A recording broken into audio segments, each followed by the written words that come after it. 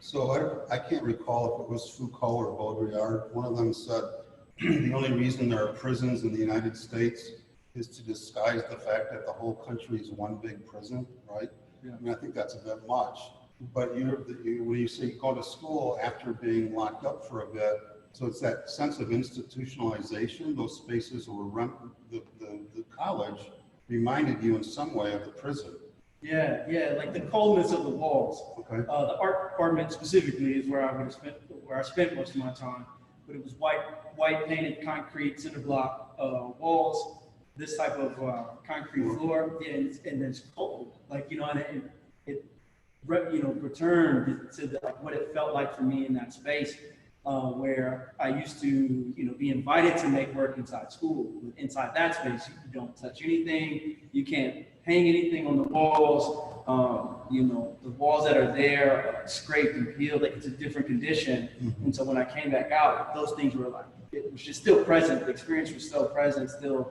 Like a residue. Yeah, a residue. yeah, and that's like that's just one aspect too. Like, you know, I had trust issues. I didn't want to be around people because you know, the false imprisonment was about somebody that I did not know had the power to throw my train off the tracks, or completely disrupt my life. And so coming back into an environment where you're supposed to be social with your classmates, and it's an environment where everybody's here to learn, to build community, right?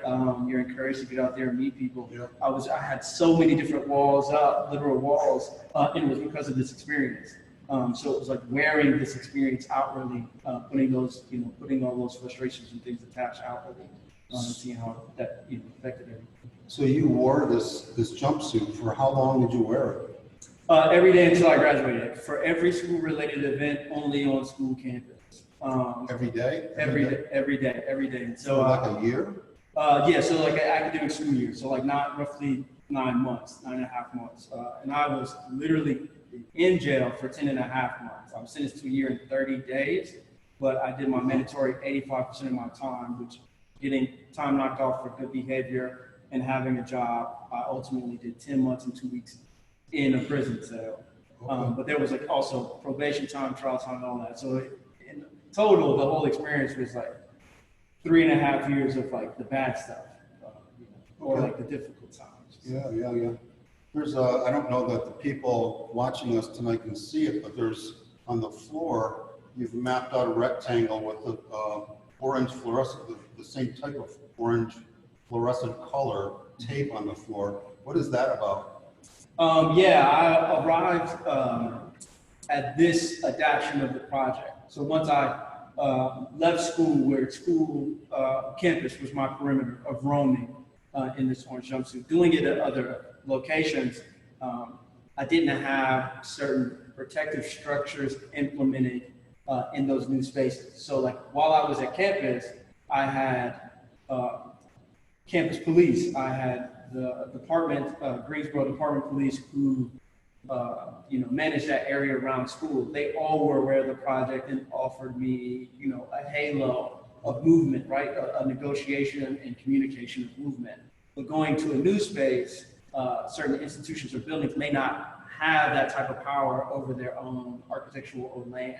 Outside of the school. Outside of the school, yeah, exactly. So this parameter ended up being my space where I can control and be safe within it. But then also, it's a reference back to the size of a two-man cell that I spent most of my time in.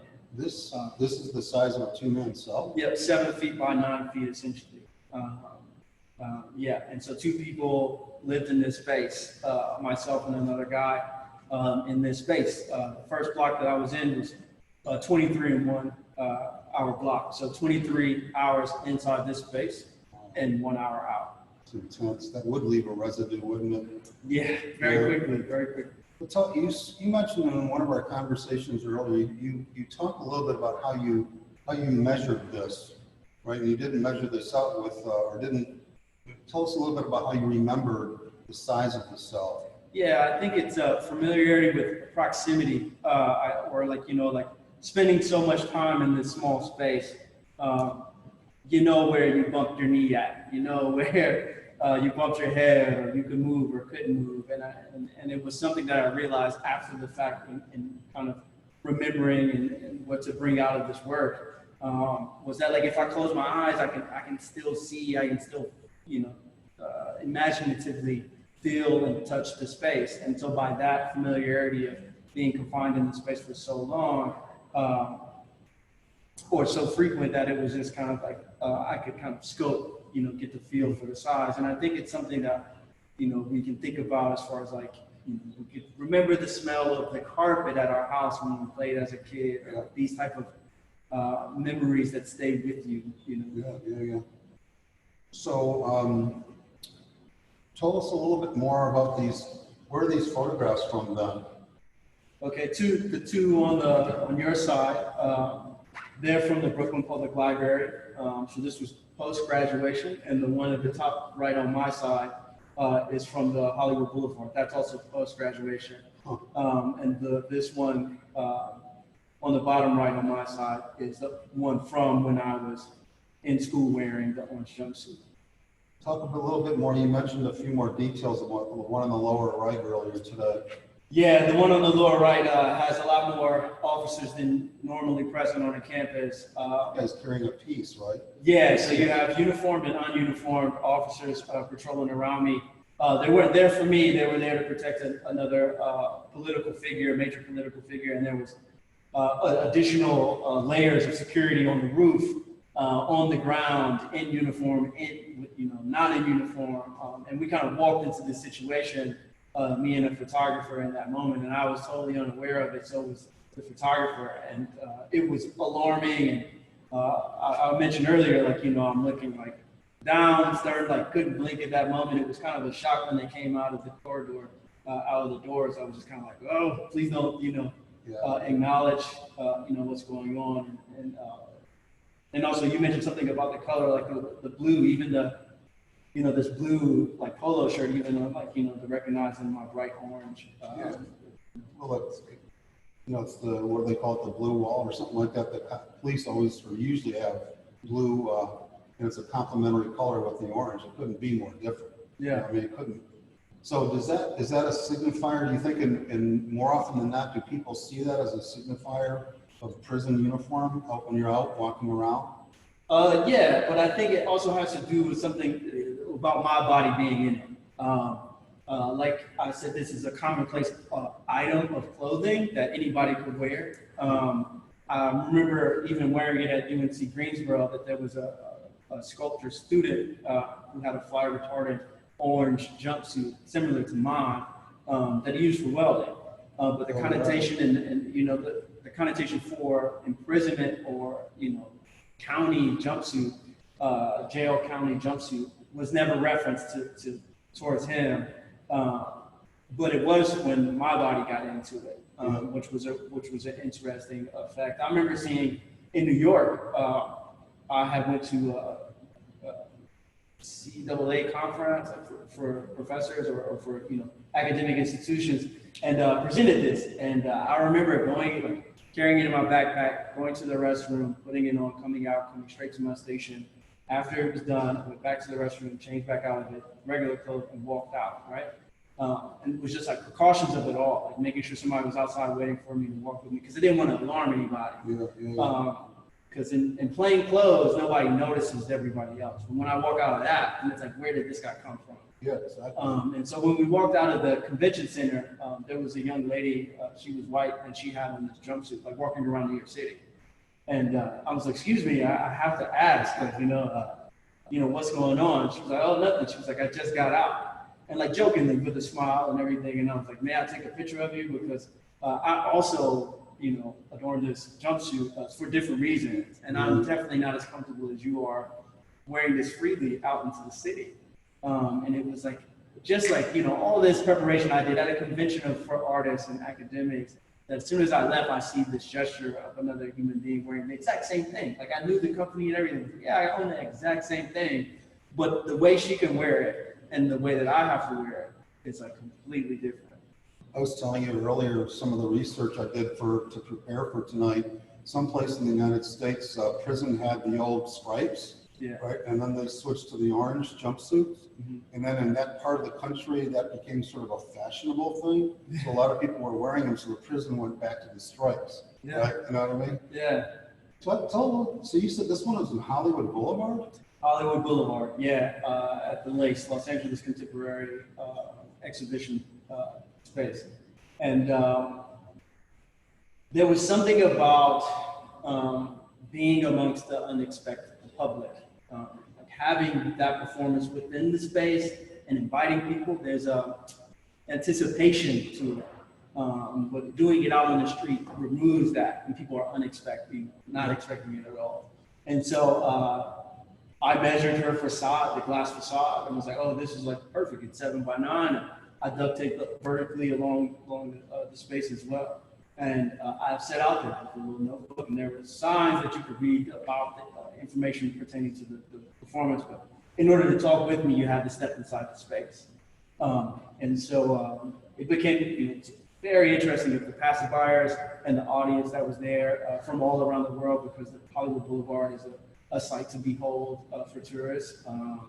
But then also because it was street, because it was on the street, I had the owner of the space coming down, introducing herself. But I also had somebody who was digging in the garbage also come out and speak in the same square at the same time. And so like this hierarchy blur, right? Like, there was a leveling field, like a leveling playing field once inside the space that stripped all those other things. Like, once we start having this conversation that really affects all of us. Really interesting. Yeah, it blew my mind because multiple times people walked past me once and came back and, told me stories about them being incarcerated in Alabama or Mississippi or New York or whatever. And it was good because I'm not the only one who owns the power, right, of my narrative. Or like I can share my story, but people entering in that space also has power to share. And so what those stories end up being was that we were all learning from each other inside that space. But you basically, Sherrill, you set up ground rules, like the conversations cannot happen outside of this rectangle, right? And is that indicated on the signs? Yeah, you just have to step in just to talk. That's it. That's the only prompt to do it. And it's something that happened to me. It's an exercise, a happening that was going on while I was incarcerated, because there's limits to how many people can be in our cell. But when there's nothing else to do in that space, we have to figure out ways to congregate and kind of communicate and have some type of relationship with somebody who else is going through this thing. And in that, we call that building, like a conversation of working out our problems, working out our cases, right? Communal space inside this small space of building. And that same, in a weird way, was duplicated out here on the street, that exercise of like working on each other, no matter what you did or where you're from. We're in here, we're all in here together, right? It doesn't matter what you were outside. In here, we're all the same, and we're all working on those issues. So something weird then happens just by virtue of the fact that your guest crosses this boundary, right? There's a boundary line around this space, and this is a safe space inside of it, right? That people can share freely. Yep. Can I add one more thing about that? Please. There was one lady, that was a 3-day performance. There was a lady who showed up twice once on 2 different days. She came and she was hesitant to step inside the box and was like, there's too many people, I'll come back another day. And I was like, okay, cool. So she came back and it was just me in the box the very next day. She couldn't do it. And I was like, what's going on? Like, why can't you step in? And then she just started breaking down and crying. And then she just walked up. And so even though this is just duct tape or whatever, sometimes this reference or, it's like, you never know, what I never knew what was tripping up, but it was heavy. And there was enough heaviness to want to do it, but it was too heavy of a burden to actually commit to releasing and opening up on that experience. And so, it was just this, and I was like, oh, wow, that's a thing to remember. Did you journal any? I mean, did you archive these kind of conversations that you had? Yeah, I tried. This shot is from a GoPro. And so I had 2 GoPros in the corners, kind of like surveillance angles. in a way that I could record it. But the audio of these performances is why it only exists in stills, is that because I'm not the only one sharing my experiences inside this space, that I don't ever want to share anybody's experiences without their permission. And I do want it to be safe. It's already tough enough to see other strangers step inside the space. But when a camera's on it and they know they're going to be recorded, then it could prompt somebody or make somebody be less reluctant to kind of share and open up.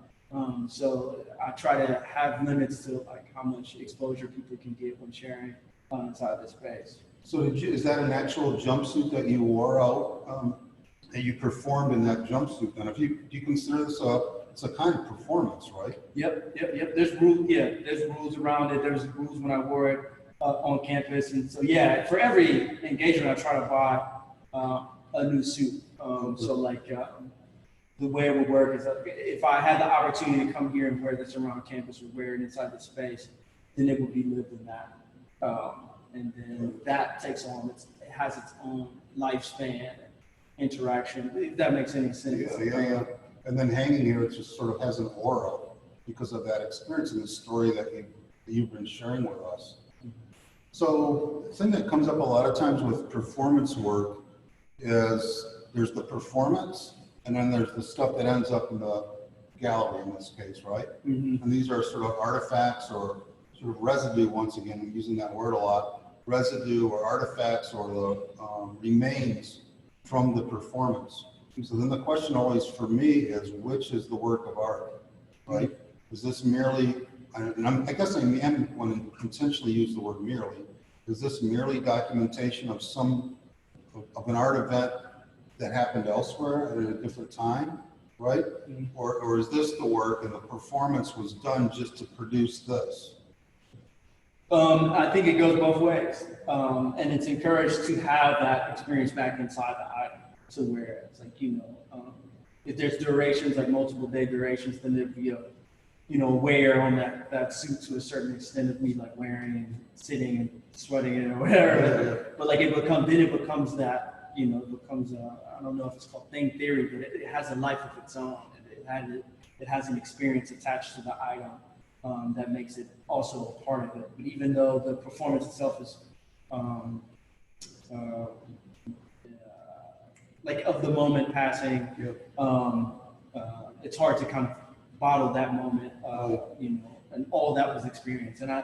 And in the beginning, I talked to the audience members as ownership, that like we all own it. If you participated, like you walk away with a piece of it, like you also have authorship of this experience. Right. And I value that a lot because through that experience of incarceration, I know that that's the value of it, the shared experience, because nobody can take that away from us. Like if it wasn't just a thing, somebody could come and take that away. They can take my mattress, they can take my suit, they can take all these items away. But these shared experiences, it's what makes it, but it's also the real value of it, and that we all share and own it as we walk away. Like we remember those interactions. Makes perfect sense to me, yeah. We're talking about this fabric and this orange, the material fabric. And we can also think, shifting gears here a little bit, or maybe not so much, to think about the social fabric, right? So, just trying to imagine you walking down the street, or you standing on a street corner or whatever, it's bright orange suit, right? And there's something that happens in that social fabric that the fabric gets torn a little bit, right? So we talked about this earlier, that there's artists like Adrian Piper, her italicist work, and she would ride on a bus with a white rag sticking out of her mouth. This is back in the late 60s or something. She's amazing. Or other projects where she was just out in public doing things that you never see people do in public. And so I think her agenda was to tear that fabric a little bit. Like we're all stuck in this routine. We're always following the same, and then there's a tear, and it makes you question your place in that social fabric, maybe, right? Mm-hmm. Or we think about the artist Emma Sulkowicz. Mm-hmm. You and I have talked about her, and she was sexually assaulted, I think, at Columbia.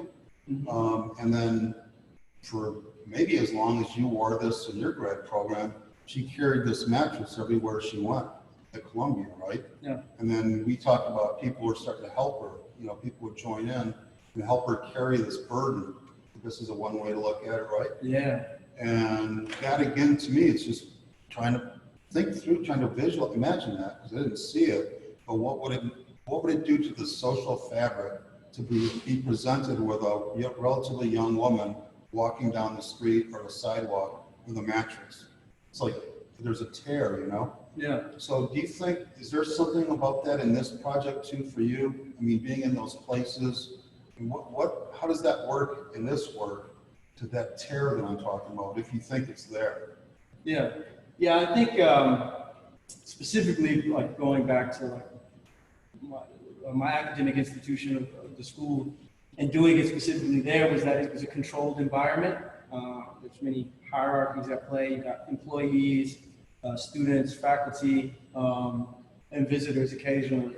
But within that space, the rules of engagement for the real version of somebody wearing a county jumpsuit is all the same. Like, it levels it out. And so I think imposing, nobody knows that. Nobody expects this occurrence to happen on campus. You mean of wearing an orange jumpsuit. That's the tear. Yes, sir. And I've also but it's an interesting thing of people who have criminal records attending a four-year university also. And those things are very private, and we don't really talk about those things. Right. So in a way, the way Adrian Piper and Emma did, right? Like thinking about those private things, those private things and bringing them out. Both of them have violence and, all those things within it, bringing it out in the open and amongst the people and doing the mundane of it every day. And thinking about that what's attached to this suit, this idea and everything, and really just shake it, right? Just the moment of reassessing reality of how am I to think about this? Am I going to sit away from this lady on the bus? Am I going to help this lady with the mattress? Am I going to run? Is this real? Is this not a fake? Is this not a drill? It's like being in the subway in New York, right? Don't make eye contact. yeah, and that's it. That's all, to have that jolt of really reconsidering what a space, as a person, what type of space am I allowing, inviting, right? But then what type of space do I have the freedom to kind of convey these things that are happening to me out into the open? Can I trust the community that I'm walking in to really hear me and see me for what's going on in my space, in my life, So is this, you consider this to be done? Are you done with this project? Or do you ever come back and revisit projects and add to things, or? In many ways, I'm working through other ideas and other experiences through other objects, which I'm happy to have the freedom. And this thing is produced and created thoughts that I never really had before. Even when I began this project, it showed me new ways and taught me new things that ended up having me reconsider a lot of things. So it's been a great work to kind of push my growth. I started with a simple thing, and then it just everything just happened afterwards. But I don't expect to do this forever. For sure, but I think it still is important. It still is important to kind of have these experiences. But now with the current climate of everything today, I think it does deserve a reconsideration of how to move forward with COVID and everything else too. I think that's so important. Once again, thinking about we have a lot of younger aspiring artists in college here, and that's such an important takeaway for all of us that we learn from the projects that we make, and that leads to the next project, and we learn from that project, and it just keeps going. I think when it stops going, then the art becomes dead. Yeah. And you see a lot of artists, really well-known artists, just making the same thing over and over and over again. To me, it's dead. Yeah. It's all over. Yeah, take that one with the little booth, plexiglass booth. That's idea of just one-on-one visitation. Even though my visitation when I was incarcerated was through video, like FaceTime or Zoom. Right. Nobody was ever allowed to be that close to me, so I adapted it to where it's like very low tech. It's just a piece of plexiglass between me and the young lady in the jacket. But like that's pre-code. So think about somebody walking up to having an interaction, but like we commonly do have to, you know, readjust now to have plexiglass between us. Like, and that's what I mean now. Like, now I have to everything moving forward after we can, you know, take the consideration of like what climate we are in, like literally like social climate we're in now, and how we interact as human beings. Because this is all based on interactions. So there's I forget his name, French theorist, wrote a book called Relational Aesthetics, right? His name. Do you remember his name? Brouillard or something like that? Yeah, and then a guy named Grant Kester wrote another piece called Conversation Pieces. And it's about this idea of being out in the community, being out in the world. And for them, the real art is the exchange and the conversation that happens between those people. Yep. I think you're touching on a lot of that stuff. So can I do something? I got a book here, and highly recommend this book called Marking Time, Art in the Age of Mass Incarceration. So if you don't mind, I just want to read a little part of this, maybe start us off on a little bit of a different direction. This is the preface, the author of the book's preface to this wonderful book. And this is what she says. Incarceration has reshaped my family and my hometown in Southwest Ohio. Countless relatives have been arrested and detained. Some have been convicted and sentenced, while others have been held indefinitely and then let go. One cousin was held in a county jail for several months without any charges ever being filed. Some of us have been profiled by police and falsely accused of crimes. Others have been convicted of serious crimes and sentenced to long periods in prison. The same month that I graduated from college, two of my youngest cousins were convicted and sentenced for involvement in the death of another young man from our community. There has never been a time in my life when prison didn't hover as a real and present threat over us. Right? And the author is Nicole R. Fleetwood, and this is an African-American person, a person of color.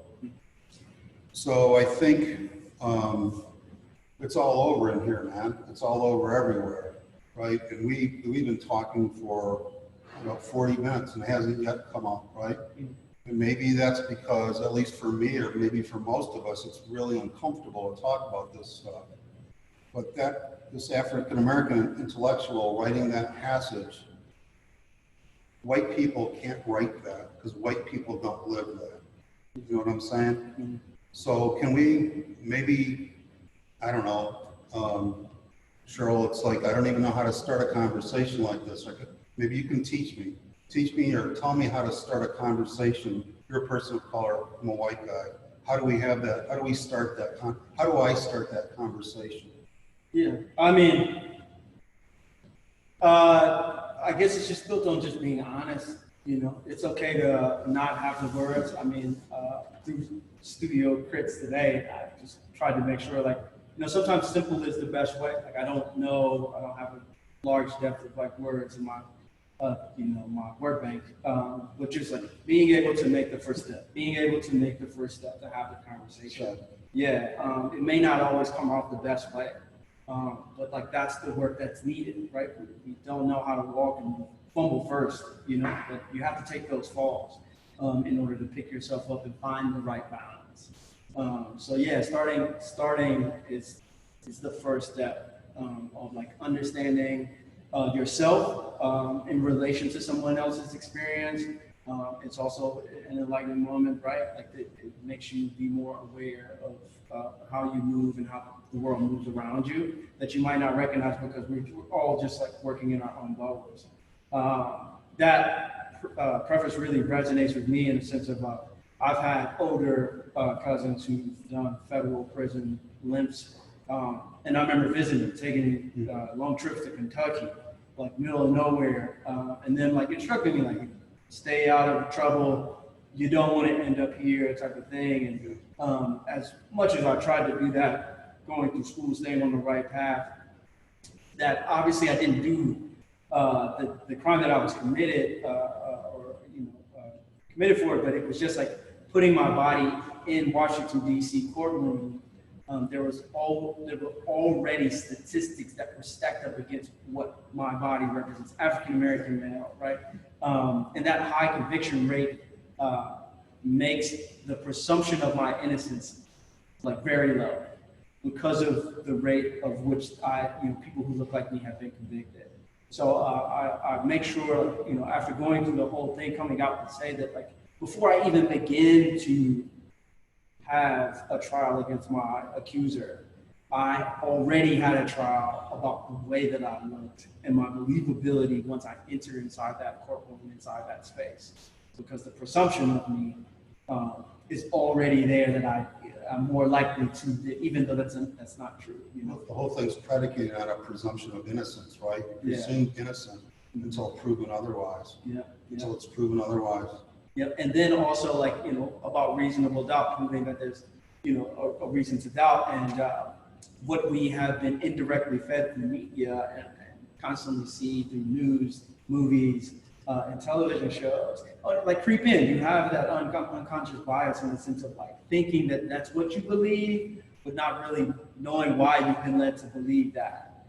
So viewing me as an African American male as a threat, maybe not something you have, but have been, indirectly been fed through things, and that's not a white or black thing or anything, but that's like specifically American thing is what I can talk to about, because like even somebody who looks like me can still have those type of thoughts about being afraid of somebody who looks like me because of what I've been fed, and that's more of a social fabric of like what we've built on as a society in the U.S. and stuff like that. I've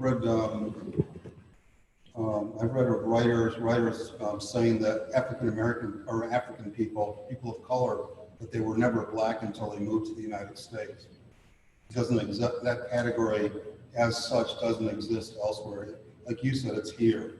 It's the original sin of the United States, maybe, or something like that, right? Yeah, whiteness and blackness for sure is the concept that was created here. It's definitely a U.S. thing, for sure. Yeah. I shared with you earlier that the filmmaker Yvonne Rainier has a film called Privilege, and in this she has text scrolling across the screen occasionally. And this one piece of text, I think it was an anthropologist, said, "The most I can ever hope to be is a recovering racist." Right? And we talked about this a little bit earlier today. It's like once you drink that Kool-Aid, once you get indoctrinated into that, and you know what, it's really painful for you to say, but that's probably applies to me too, because that's how I grew up. Born in the 50s, coming up in the 60s, very white, farmland, Michigan, and it's just something you can never let go. You're perpetually recovering. Yeah, no, that's a very we're all a subject of our environment, or like what we produce, our circumstances have led us to believe, and learned interactions with people, and the more outside of our bubble we get to understanding and interacting with new experiences and people who have different experiences, the richer we become. The more informed, obviously, we become, which helps with understandability, right, and seeing it from somebody else's perspective. And a lot of times it could be a fault of this community that we build, this security bubble that we build, that we're not allowing other opinions or views and experiences pierce through that and really, grow and understand. That's right. You said earlier today, when we had a coffee earlier, you said that you have a 6-year-old daughter? Yes, 6-year-old daughter who is an artist, I must say. You okay with that, Dad? Is that right? She every time that I meet somebody with her, I talk to, I introduce myself, and then by career I'm an artist, and then she's always like, And then she's like, you know, and like, she's an artist too. I do everything but paint, and she paints. And but yeah, am I okay with that? I haven't told her not to be yet. Right now, you know, the same way that she comes to me and says she might want to be a doctor. I'm like, okay, you could be a medical doctor. You could be an art historian. That's a doctor. Like, you know, there could be, you know, there could be a lot of different doctors. So when it comes to like artistry at this age, I'm like, yeah, there's a lot of different, you know, ways you can. That's artful. I even think scientists are, you know, artists in their own right. But yeah, as like if she gets to be older, as like the age as many of your students here at this university, I would definitely tell her to reconsider. Reconsider and do something else. My daughter was going to BU, Boston University, and I, you know, at that point I was probably an artist for 30 years. Now it's 40 years or something. She's going to BU, and she called me one day and says, "Dad, I decided what I'm going to major in." And I said, "What?" She said, "Sculpture. I'm an artist for 30 years." First thought through my mind is, what the hell are you going to do with that? Yeah. That's a parent thing. Yeah. And it's not that like, you know, don't believe that she can do it. It's just we have experienced, we have the scars of the experience. Yeah. And so when it comes to that, as a parent, you're like, no, don't do that at all. Like, you know, what are you setting yourself up for? So like through those pains of growing pains of making it, at least as far as we have, I don't want to put anybody through that who wants to do that. So what we spoke about was just like, I would encourage her or try to show that a position of power in this space is something to kind of seek, whether that to be a curator, art director, or art appraisal, or like the legal side of it, art contracts, art lawyer, like to do those things first. Get in a position where you can help artists, you can facilitate those needs for other artists. I think for my position as being an artist, I am always looking for somebody to give me help. Can you show my work? Can you show me how to manage my expense reports when it comes to taxes? Can you do all these things for me as this starving artist? And so I would want her to kind of be on the other side of that table in any of those positions to learn how to help this position first before you take it on. Right. Anna, should we ask the audience if there's any questions? Sure. Do you want to invite them? Yeah, let's invite the audience. If you guys have any questions out there for their visiting artist. If they can just send it in the chat. You can send it in the chat. Professor Israel just told me, just send it in the chat if you have any questions. Actually, there was a question that came in as a paragraph. So I'm going to read one of the questions first because it's really a heavy question. Okay.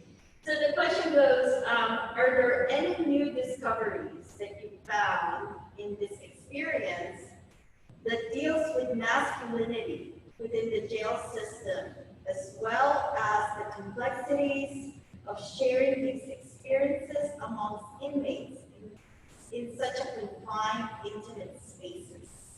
Can they hear that question, do you think? Our audience? Yeah, I'll probably make you reread that.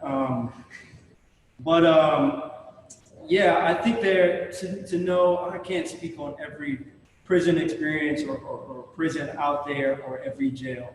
But within the jail in Washington, D.C., where I was housed, is it's the most oddest one because Washington, D.C. is not a state and it doesn't have state prisons. And everything is federal.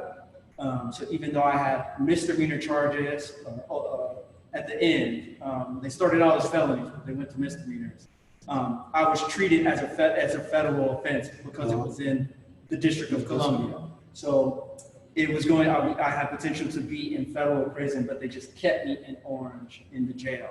And within that space, there's the jail rules, the jail itself rules, the detention center, but then there's like jail rules. Like social, like, you know, rules and limitations that are in place by other inmates, right, amongst themselves. And in that dynamic, it is very like alpha male based. It's very the level of paranoia is very high.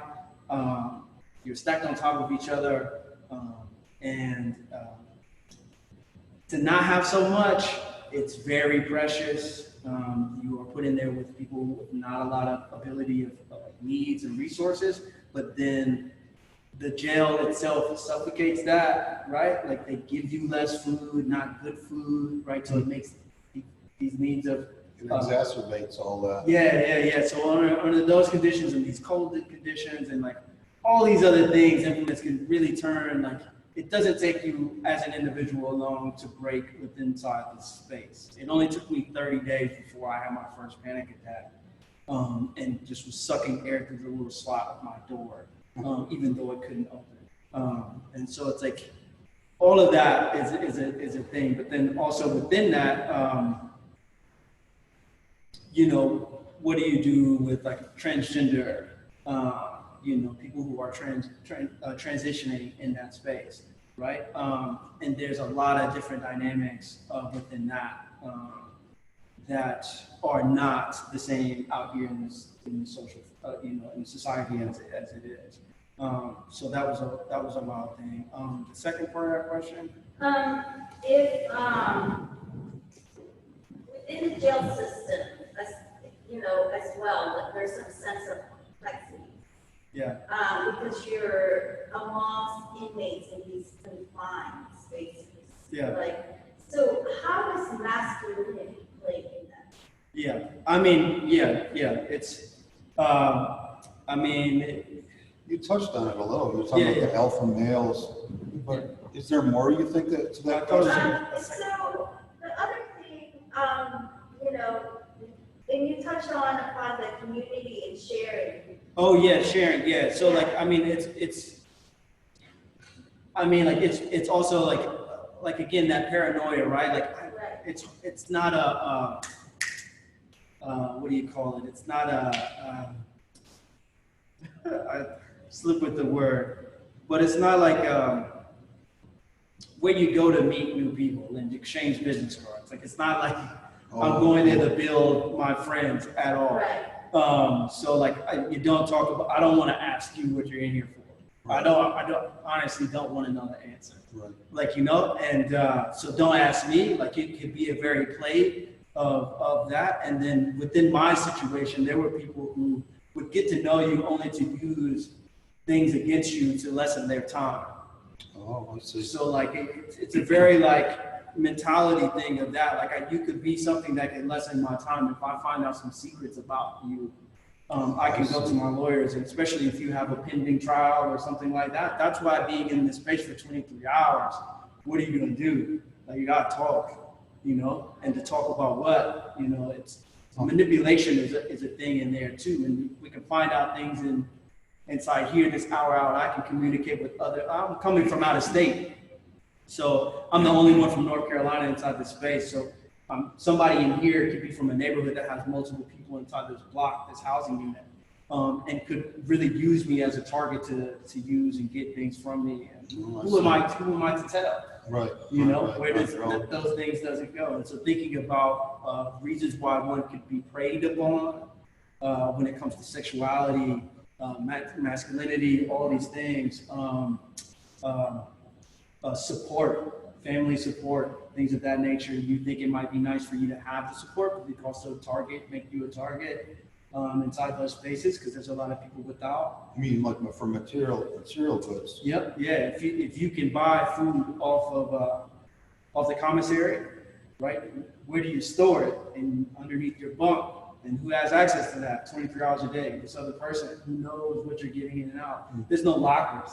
There's no locks. You know, the only locks that control are from people who wear blue. So thinking about how you can be manipulated and stuff like that, because again, how are you going to voice out if you told your mom or family members had to be through written letter, which takes a couple days, or through a phone call that's recorded, but somebody can monitor you next to you while you're using this phone call to somebody else. But even if you do slip up and tell the family that you're being manipulated, you can't go anywhere in the block, you're still with them. So it's like, there's a lot, the dynamics of being in that confined space. It's a really intense. It's a jungle. It's a jungle, and to kind of learn. I always like there's a lot of tension in this, but I always use the example of like you've seen like these movies where they're walking through the jungle, it's like birds chirping and monkeys or whatever, sound effects like ambient noise or and then everything gets quiet. And then somebody's like, do you hear that? And then we're like, I don't hear anything. That's it. Something's wrong, That type of tension is real inside that space. Like even though we're always on top of each other, like there's a real tension that you can cut through where you can know something's off just by the tension in that room. If that makes any sense. Yeah. Well, I have a question. And I guess one of the things that I'm always fascinated with are artists' intention and where their inspiration come from. And with this work, you almost live like another life. And after coming out of it, you're living another life. As an artist, how do you engage, or when do you know to move on from the previous life and start a new one? And how long are you going to stay, focused? I mean, there's so much content in the work, and the ones that you haven't even touched upon, in your work. So how long are you going to stay within that parameter? Yeah, no, that's a great question. I think today I'm further removed from that experience of incarceration than I was yesterday. Every day I get further and further removed. And I think the work through the experience is starting to take on that toll. Like it's becoming a lot less direct, and it's becoming more abstracted in ways. And so I'm allowed, like some of these things were really like those art forms that I got when I carried out of jail, like they were nagging, like, right? They were sitting on it, they were like, what am I gonna do with you? Like, and the letters and the jumpsuit, with the ideas that were very direct. This was the very first thing that I made because it needed, I was the real work that needed to be done, like me personally. And that allowed me to express that I needed to be worked on and moved, shaped and shifted. And then it became illustrating other things through other stuff. And so like the work that I'm working on now in my studio is you wouldn't even read incarceration as experience within it. And then so much it's coded as being abstraction as even once you do read into it, it's still like further away. And I think that it's gonna eventually like broaden and broaden and broaden, even though the topics may still exist about confinement or trauma or love or love loss or like heartbreak or like, trust. Like what is that? How many works can I make are just about trust or breaking trust or insecurities or You'll work on that for the rest of your life. yeah, so like it's becoming less specific, which I'm glad that it's moving with my life, right? Like, cause with my daughter and these experiences, I'm growing. This is a great space to be in, and so it's hard work for me to always tap back into that and make work. So it's like, where am I at? What have I learned? And the work comes down. What kind of things are you working on now, Sherrill? I'm doing more installation work. I'm thinking about lights a lot differently now. I'm trying to build a huge basketball court as a cube. Okay. So like folded in on itself. There was a basketball court inside my housing block. And so it's reference to this experience, but it won't read as that. At least I hope.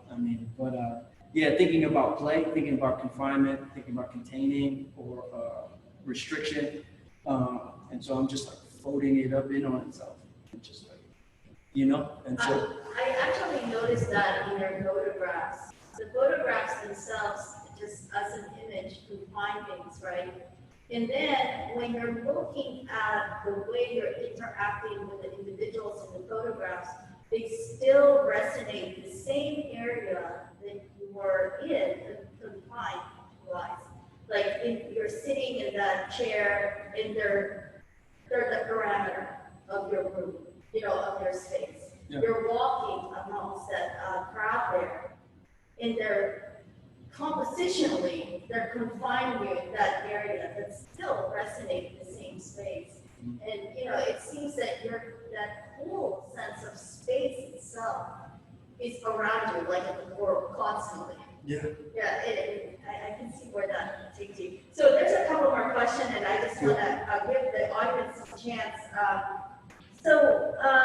Nathan Kraft said, what do you think of artists like Alex Gray? I think he's a Boston-based artist, painter. He's basically starting a religion as a following for his art. Do you think creativity is of some divine origin? Do I think creativity Yeah. is some divine Divine origin. origin? It's an That's easy a one. really heavy question. Yeah, I thought it was an interesting question, but you know. Yeah.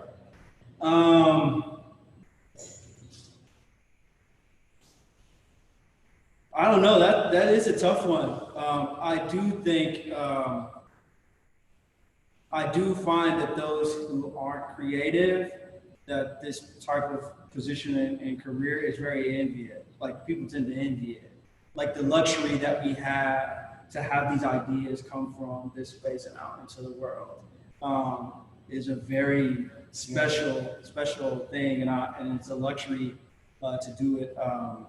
To be able to do it for so long is also like a very tremendous thing. I don't think I value success of one's career in this field or as an artist. It's specifically on longevity, nothing about really accolades. Because I think like I've encountered way more stories of I used to do than I'm still doing. Yeah, that's right. Right? Like, you know, I used to do art. Now I work in this office. You know, or some, I mean, like, you know, like I do business now, business management, or like, you know, stuff like that. And so maintaining that for this, what I base like success in a way, like, because to be able to do that, that's a gift that you have to work for sure. I agree with that. Yeah, and so as far as it like to be a religion, I'm not sure, but I do believe like being in the zone and that connectivity. I think like musicians or whatever, like that vibe, that zone, that's like very like, you know, that's a very Become meditative sometimes, isn't it? yeah, that's a very outer body-ish type of experience. I think it, you know, as far as I know, I think it could be close to it, you know. And Nathan is also interested to hear from both of you.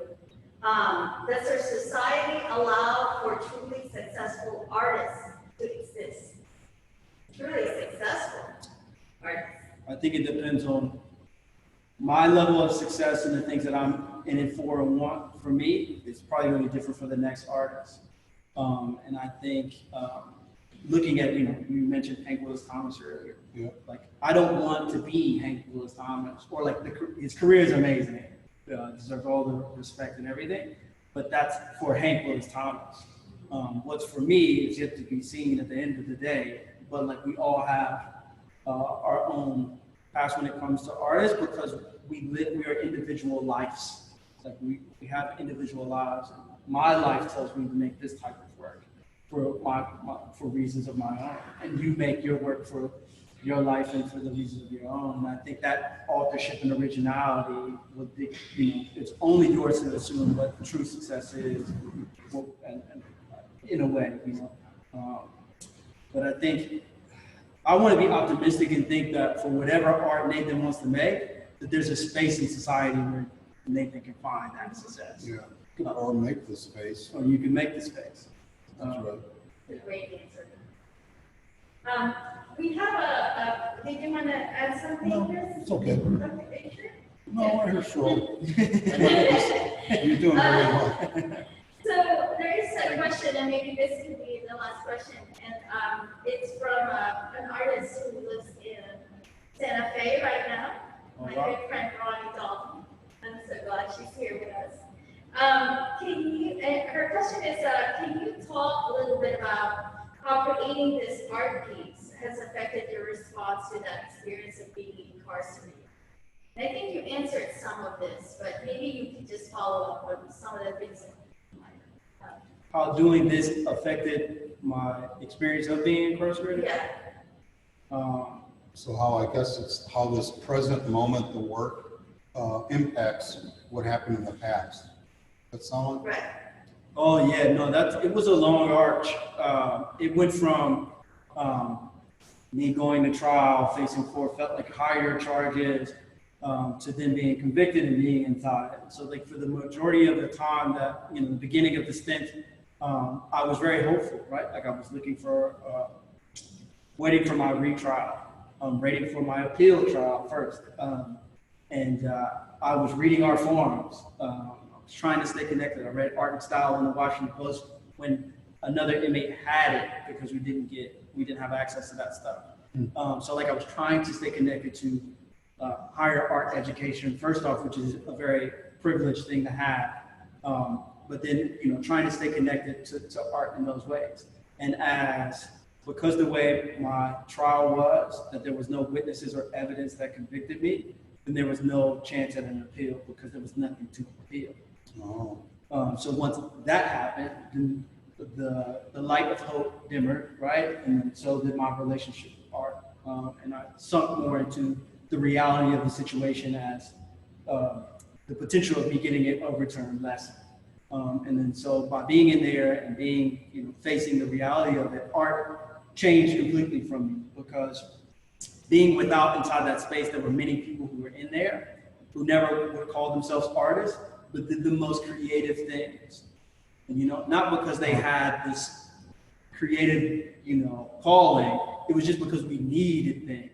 So they found a way to supply what we needed with the things that we had.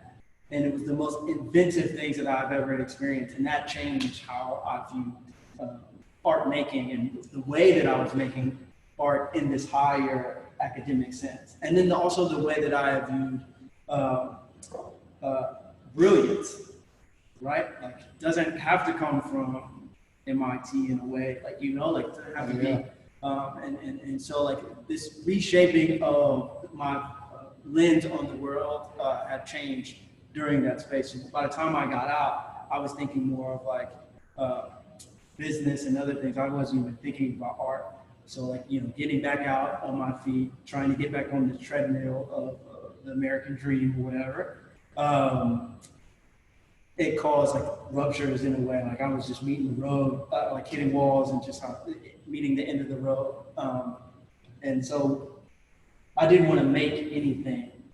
And so this wasn't me making anything, it was just me wearing and walking around and having a conversation. So like that effect only came back later once I started working myself out, like for me to get called back to making it again. And then even in making again, I don't want to make anything without the limits, respecting the limits of the things that I have. Like, yeah, we have resources. I could call you for paint if I needed it, but that's not, there was limits about this. And so I try to keep the integrity of that experience.